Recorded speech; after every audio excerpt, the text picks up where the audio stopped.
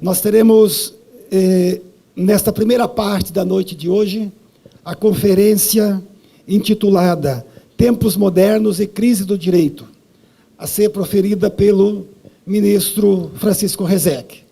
Passarei a palavra ao professor doutor Alexandre Coutinho Pagliarini para que faça uma breve apresentação do conferencista da noite. Farei a apresentação do ministro Francisco Rezec do modo mais breve possível. E dividirei em dois blocos. Um bloco dedicado às funções públicas e um bloco dedicado às funções acadêmicas. Funções públicas, Procurador da República e Subprocurador-Geral da República, nesse caso atuante junto à Suprema Corte Brasileira, ministro do Supremo Tribunal Federal, a primeira vez de 1983 a 1990 e depois de 1992 a 1997, ministro das Relações Exteriores do Brasil de 1990 a 1992, ou seja, chanceler da República, presidente do Tribunal Superior Eleitoral e juiz da Corte Internacional de Justiça de 1997 a 2006, a CIJ é o famoso Tribunal da Haia, o mais alto grau jurisdicional das Nações Unidas. É graduado pela Universidade Federal de Minas Gerais, pela sua tradicionalíssima Faculdade de Direito, onde se tornou, numa primeira, mineiro diz, numa primeira tacada já se tornou doutor em Direito na UFMG, e numa segunda, bem mais forte, doutor em Direito Internacional Público pela Universidade de Paris, a Sorbonne. Honorary Fellow na Oxford University, Inglaterra, professor e diretor da Universidade de Brasília, professor atualmente da UniCeub, e professor e diretor do Instituto Rio Branco. Passamos, portanto, a palavra ao ministro Francisco Rezec para a sua conferência. O tema proposto tem esse título, sugestivo de muita coisa, e bem curioso e abstrato. Tempos modernos e crise do direito.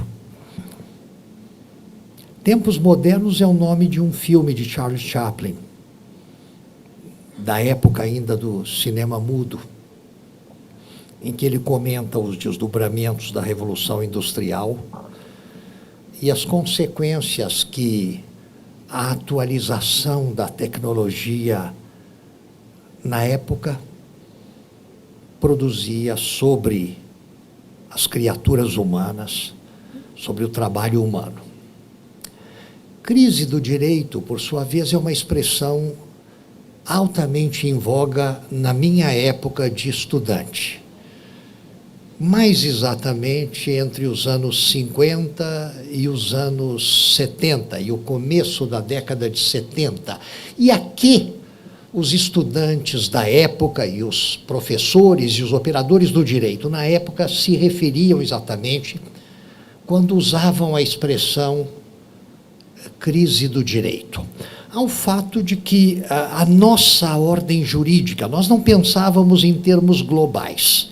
O Brasil, até 1990, os mais jovens não sabem talvez disso.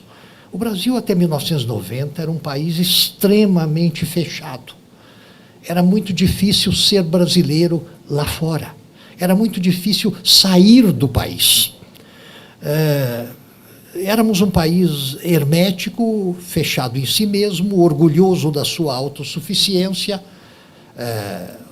orgulhoso até mesmo do fato de que, diferentemente de outros países, mesmo na nossa vizinhança mais imediata, não dependíamos muito de importações. Isso chamava a atenção dos estrangeiros que nos visitavam, vindos do hemisfério norte, éramos um país que produzia praticamente tudo o que era necessário para o seu consumo, de bibelôs a aeronaves. Sim, o desenvolvimento de um parque industrial completo, como aconteceu no Brasil, e se enfatizou ainda mais durante o governo do presidente Juscelino Kubitschek, nos anos 50, isso fez de nós um país pronto para que, quando se abrisse ao comércio exterior, poder disputar inúmeras faixas do mercado, poder concorrer em igualdade de condições com todos aqueles países que também produzem e comerciam inúmeros gêneros, inúmeras espécies de produtos. Sim, recolhemos mais tarde os frutos da abertura. Mas naquela época, ainda do fechamento do Brasil ao comércio e ao trânsito internacional em sentido mais amplo, naquela época considerávamos, não tendo os olhos postos na ordem internacional, que não era lá grande coisa ao cabo de 2 guerras mundiais, mas que era, de qualquer maneira, melhor do que hoje. Naquela época, nos referíamos à crise do direito, no sentido de que a nossa ordem jurídica estava à beira de caducar por velhice, por esclerose. Nós tínhamos um código comercial do meado do século XIX. Tínhamos códigos de variada natureza remontantes ao começo do século XX. E tudo aquilo estava se tornando caduco com o advento dos anos, e o legislador brasileiro não atualizava nada disso.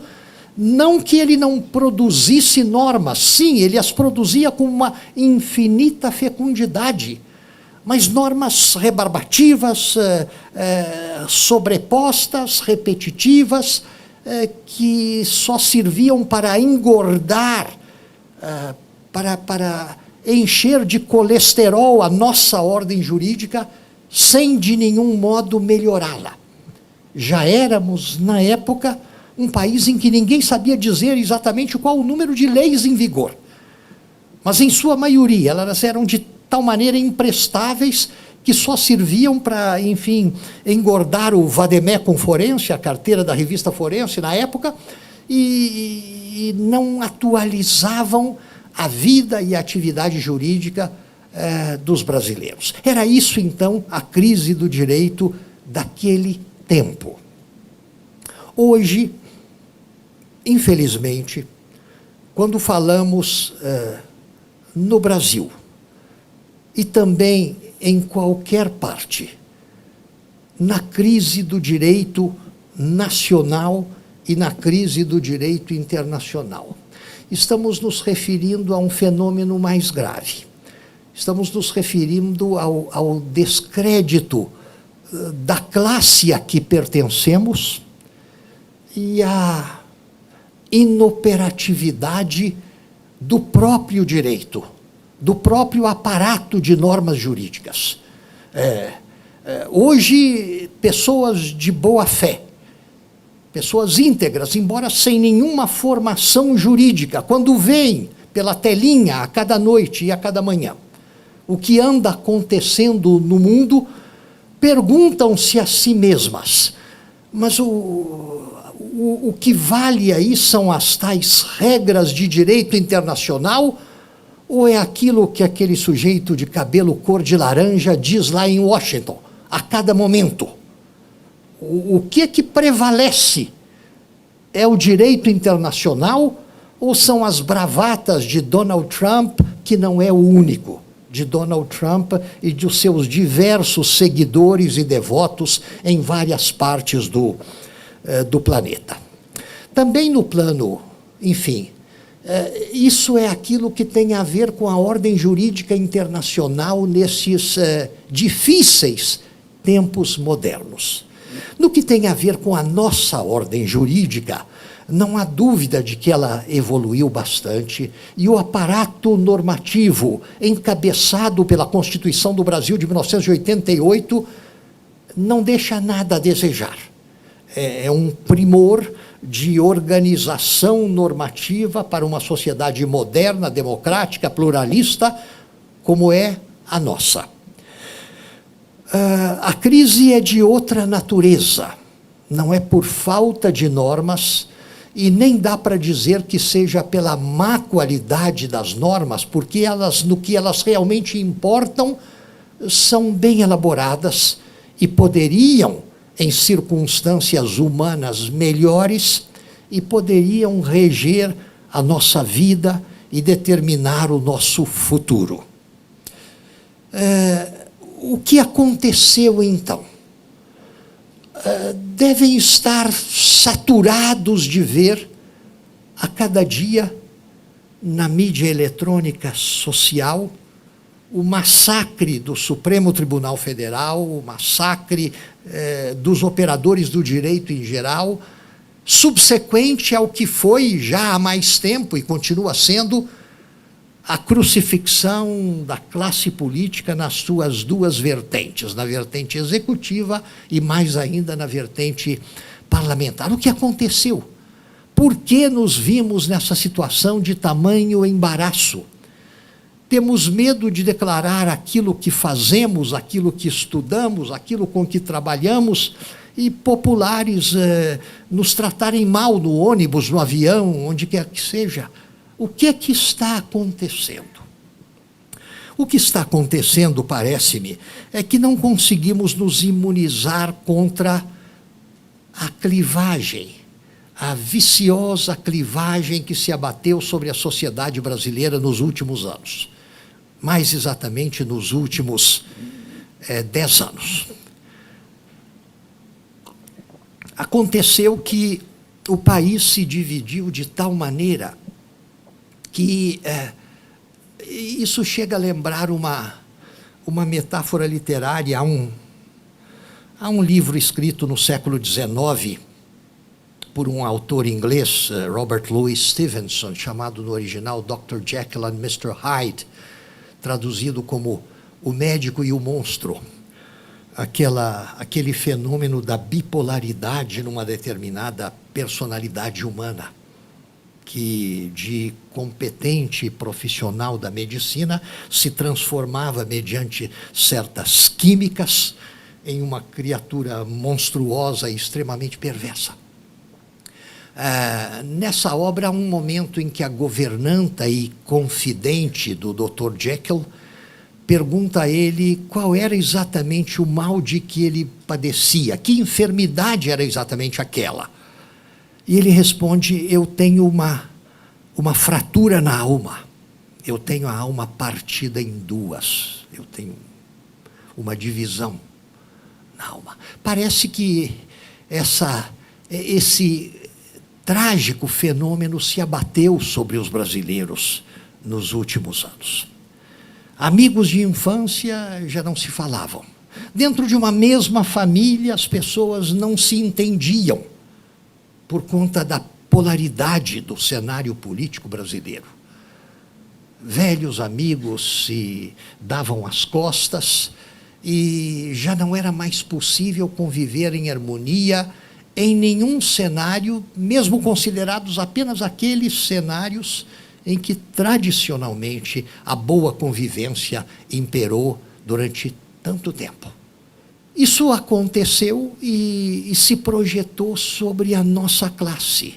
Não conseguimos evitar que isso se projetasse sobre a nossa classe e não conseguimos, mesmo depois do processo eleitoral de 2018, não conseguimos ver assentada essa poeira que ainda nos turva a visão da realidade brasileira e nos impede de saber exatamente o que desejamos.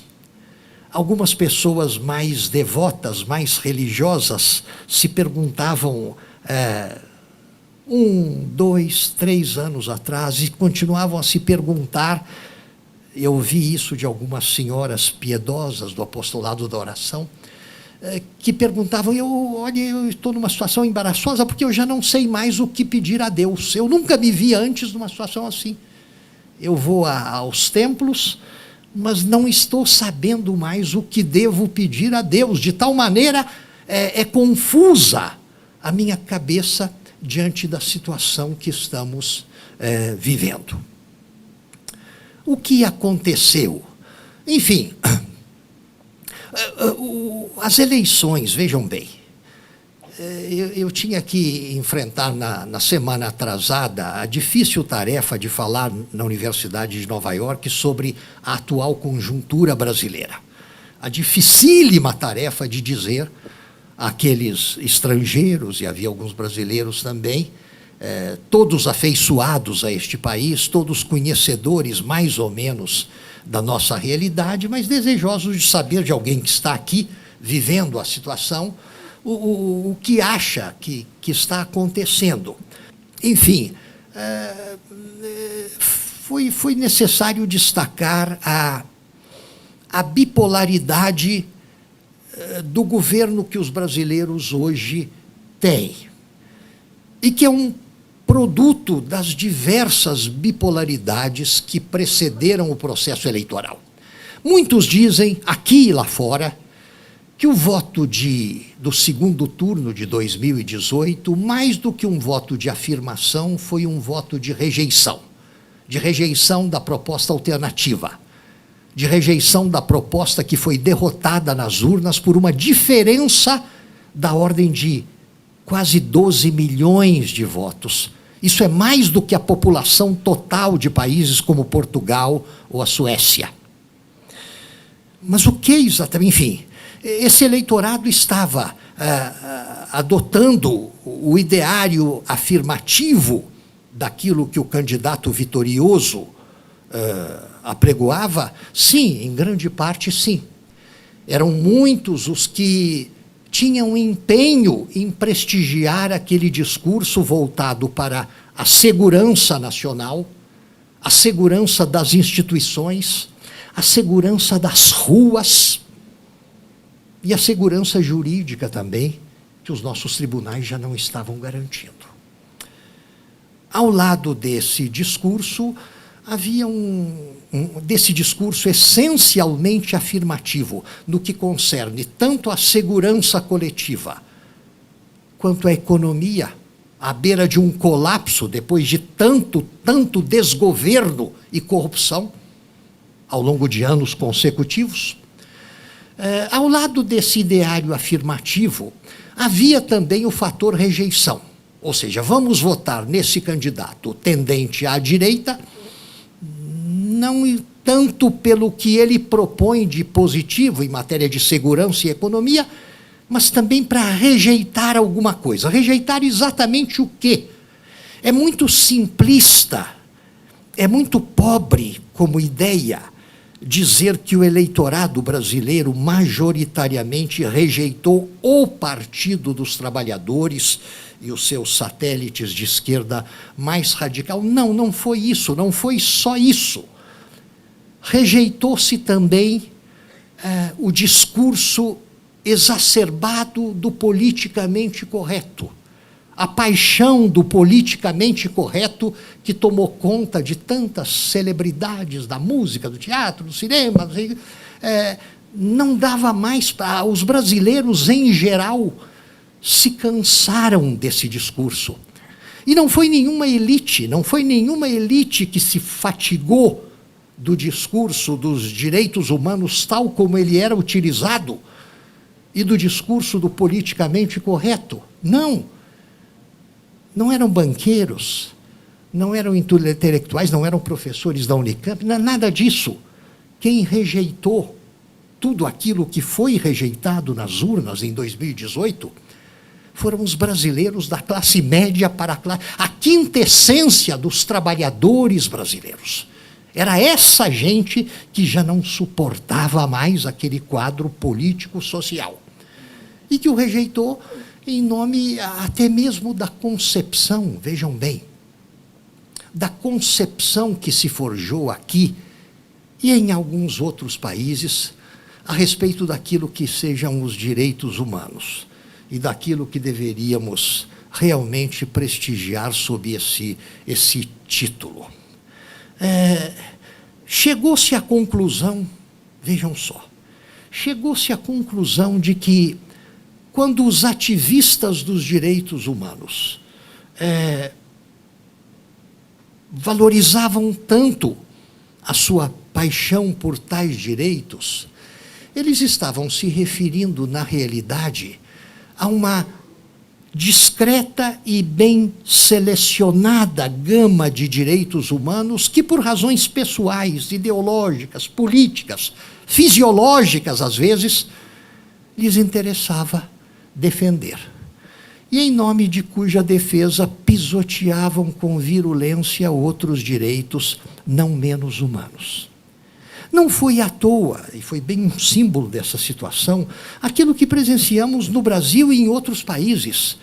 Ministros dos direitos humanos, encarregados, em princípio, de proteger os direitos humanos, no que nós os vemos violados a cada dia no noticiário matinal da televisão, e de projetar um futuro melhor em matéria de proteção dos direitos humanos, mas que pareciam absolutamente desinteressados disso, porque o seu único propósito, objetivo e preocupação era vingar violações de direitos humanos ocorridas há 40 anos, há 50 anos, há 60 anos ou mais. Esses sistemas, esses ministérios de direitos humanos, mais pareciam, assim como a tal Corte Interamericana de Direitos Humanos em São José da Costa Rica, tudo isso mais parecia um califado dos direitos humanos, uma inquisição dos direitos humanos, ou seja, um tribunal penal permanente, fazendo definir como objetivo nacional permanente neste país e objetivo final da raça humana no plano global, vingar atentados contra os direitos humanos ocorridos no passado, estendendo uma cortina de fumaça sobre o presente, que não é nada brilhante, ignorando por completo qualquer perspectiva de futuro. Assim foi, então, quando, enfim, nos demos conta de que o discurso de Norberto Bobbio, quando se referiu a esse tema, é bastante esclarecedor. O grande pensador italiano dizia que a própria expressão direitos humanos é uma tautologia, é um pleonasmo. Não há direitos desumanos, não há direitos sobre-humanos ou infra-humanos ou extra-humanos. Todos os direitos são direitos humanos. O que ele queria dizer, então, é que, ninguém nega, desde o homem primitivo, nas sociedades mais primitivas, ninguém nega que toda a ciência do direito é produto de consciências humanas. O direito não brota da terra, não cai do céu, ele é produzido por consciências humanas. E o seu objetivo último é o ser humano, isoladamente considerado ou vivendo em sociedade. É realizar a felicidade geral de seres humanos, individualmente ou em conjunto. Tudo isso é de uma obviedade ululante, diria Nelson Rodrigues. Mas a partir daí, então, impõe-se essa investigação, essa questão. A que os ativistas estão se referindo quando usam essa expressão direitos humanos? A que eles estão se referindo quando dizem os tratados de direitos humanos prevalecem sobre tudo, até sobre a Constituição? Eu não sei como algumas pessoas ocupantes de cargos públicos elevados disseram isso e não foram presas imediatamente ou internadas, de preferência. Não há catástrofe maior do que você imaginar que alguma coisa possa se sobrepor à Constituição de um país independente num momento histórico como o atual, em que não existe autoridade supranacional, não existe nem é desejável que exista. Olhem para a cara das lideranças principais do mundo de hoje E vejam se pode ser nosso sonho construir uma sociedade internacional hierarquizada como autoridade central. Não. Não. Desconfiem daqueles que lhes dizem que a soberania é uma espécie em extinção, é algo fora de moda. Não.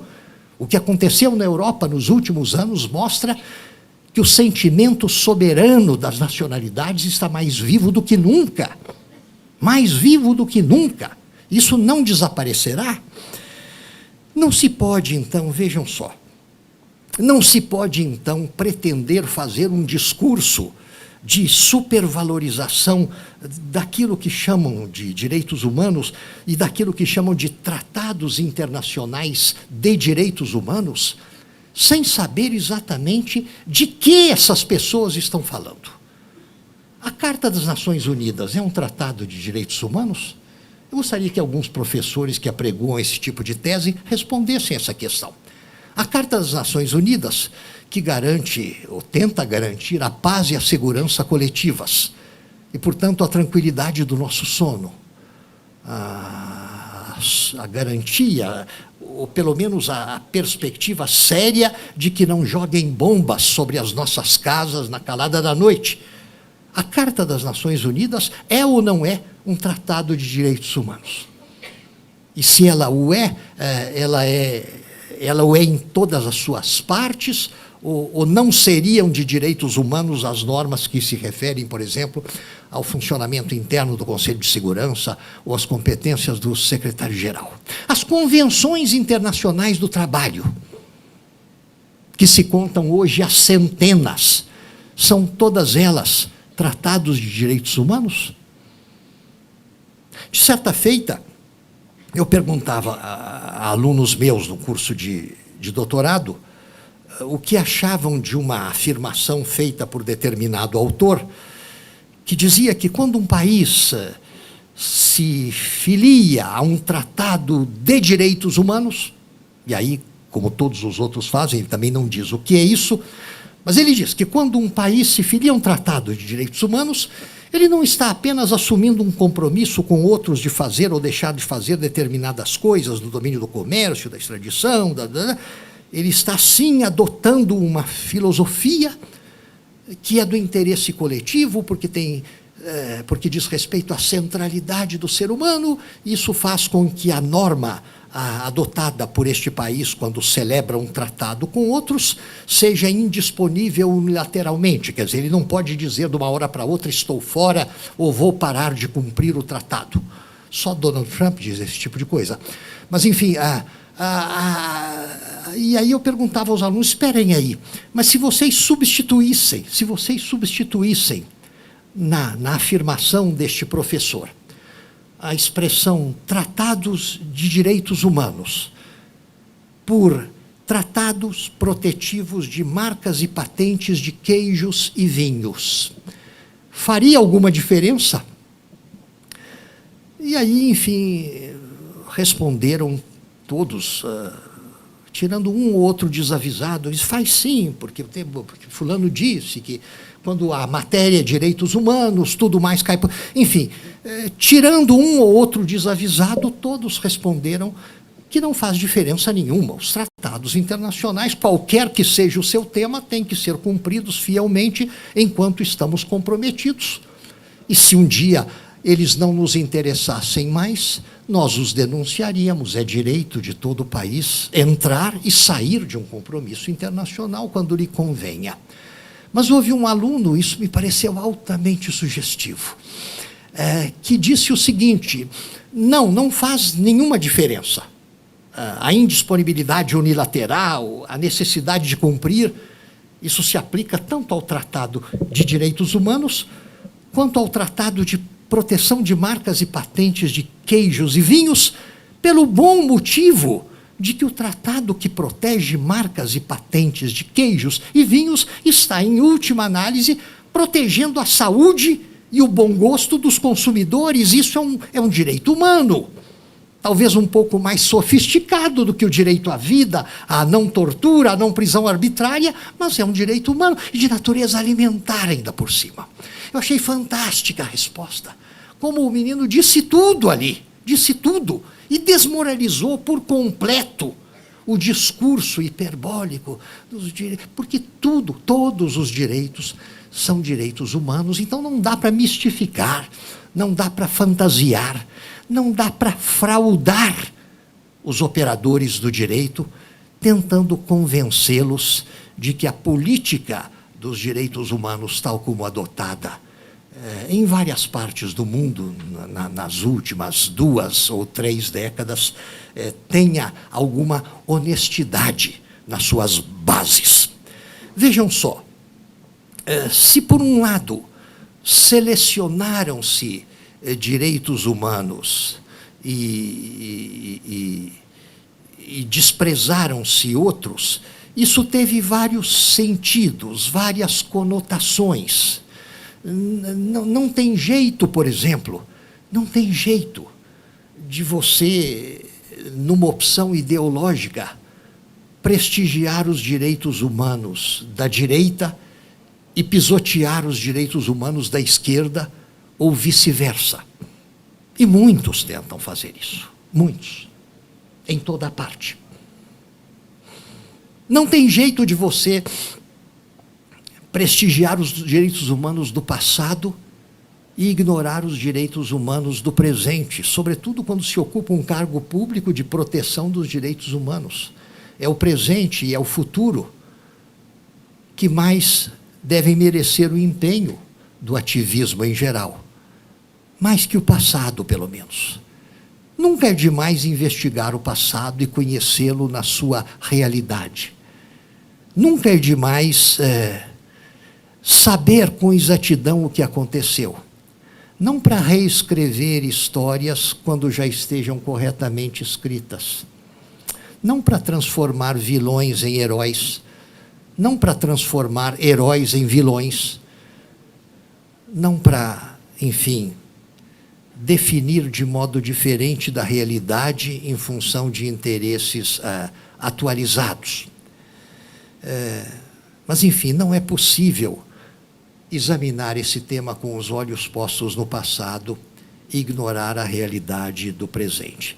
Também não é possível, vejam só, prestigiar determinados direitos individuais à base de uma abstração constitucional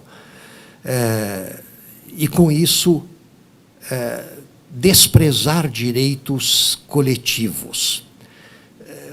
Há vários exemplos disso. Por exemplo, nós todos temos um direito humano elementar e coletivo ao Estado honesto. Haver presentes no exercício da função pública pessoas honestas e não pessoas corruptas. O nosso direito humano coletivo à limpeza das instituições estatais e à decência do exercício da função pública é um direito absolutamente prioritário. Mas nós não podemos, em nome da defesa desse direito, ignorar o direito também humano do réu em processo penal, que tem que ter asseguradas as garantias da ordem jurídica penal.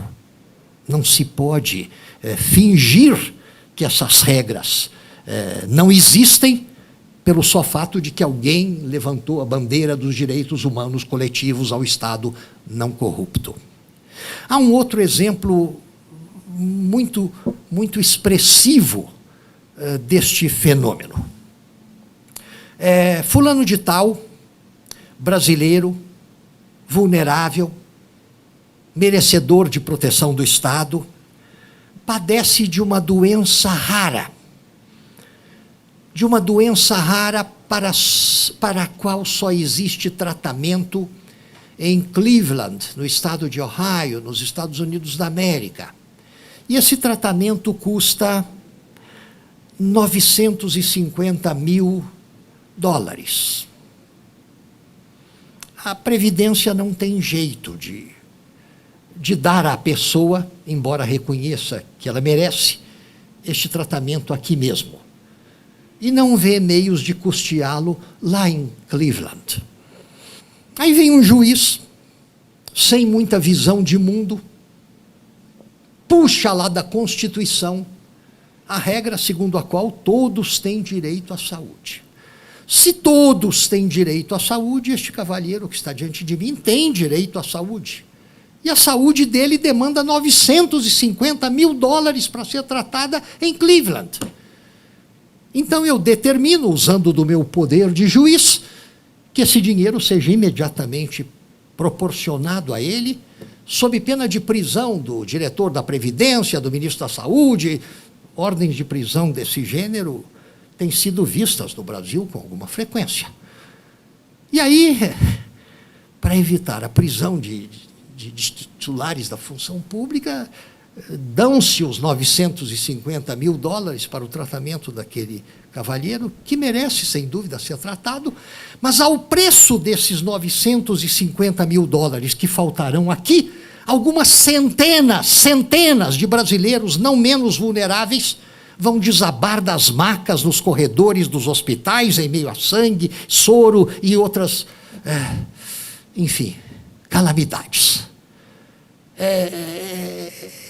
Este é o ponto que é a falta de lógica, é a ruptura com a inteligência que leva tanta gente a tratar direitos humanos dessa maneira.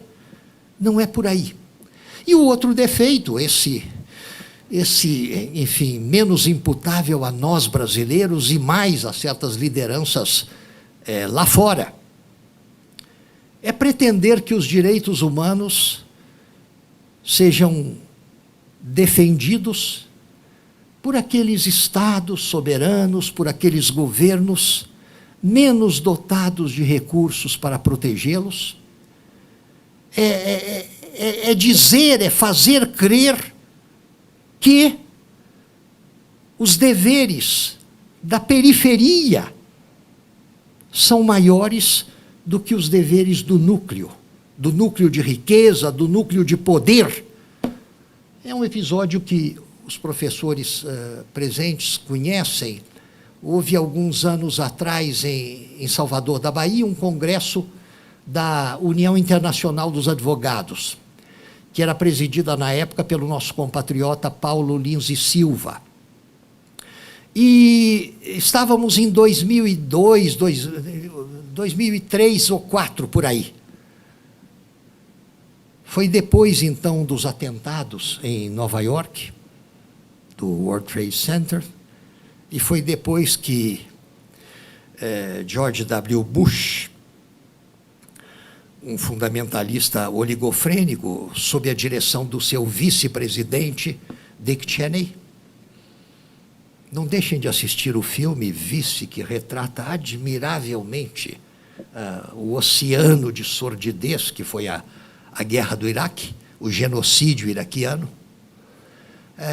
Mas nessa época, enfim, funcionavam a pleno vapor as prisões de Guantánamo, num enclave americano na ilha de Cuba, e de Abu Ghraib, em território iraquiano. Prisões de alta segurança para, enfim, cuidar da chamada guerra contra o terror, e prisões nas quais as pessoas não sabiam por que estavam ali. Não tinham direito a defesa nenhuma, advogado ali não entrava de maneira nenhuma, não havia nota de culpa, não havia nada, só havia prisão, tortura e vilipêndio a seres humanos. Isso ninguém escondeu, todo mundo sabia. Isso sob bandeira norte-americana. Todos nós sabemos que, sob as ditaduras de direita e de esquerda igualmente, acontecem horrores nos porões. Mas esses horrores que acontecem nos porões, às vezes não chegam nem sequer ao conhecimento da cúpula.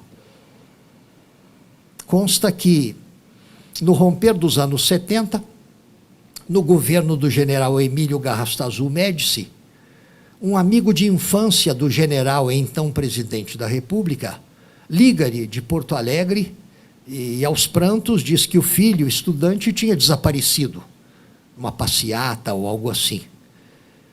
E o general-presidente, muito afeiçoado àquele amigo, determinou firmemente que se achasse o rapaz. E sai todo mundo à procura do rapaz, e não se achou o rapaz nem naquele momento, nem depois. A imprensa foi aconselhada a não noticiar isso. Porque um dos fenômenos mais sintomáticos das ditaduras é esse. Há certos momentos em que a cúpula perde o controle e os esbirros, ou seja, a raia miúda, o baixo clero do esquema arbitrário, assume o controle. E aí o esbirro, já que ele está autorizado a prender, a torturar, a eliminar pessoas por conta da segurança do Estado, ele se pergunta, mas por que eu não aproveitarei esse poder que tenho para eliminar também o meu credor, o meu rival amoroso, o dentista que me torturou na cadeira anos atrás? Enfim, é isso que acontece nos regimes autoritários. Mas isso não é assumido. Ninguém se orgulha disso. Isso não é sequer sabido, às vezes, pelo comando central das ditaduras. E, no entanto, isso estava acontecendo assumidamente sob bandeira norte-americana, sem que o governo norte-americano pudesse negar aqueles acontecimentos. Barack Obama, quando eleito, disse que fecharia os 2 presídios, e ele fez, de fato, muita coisa, mas não eliminou por completo. Naquela época, entretanto, quando se deu o Congresso de Salvador da Bahia, os presídios infames de Abu Ghraib e de Guantánamo funcionavam a plena energia, e nós estávamos todos ávidos por ouvir o representante da American Bar Association, a OAB de lá.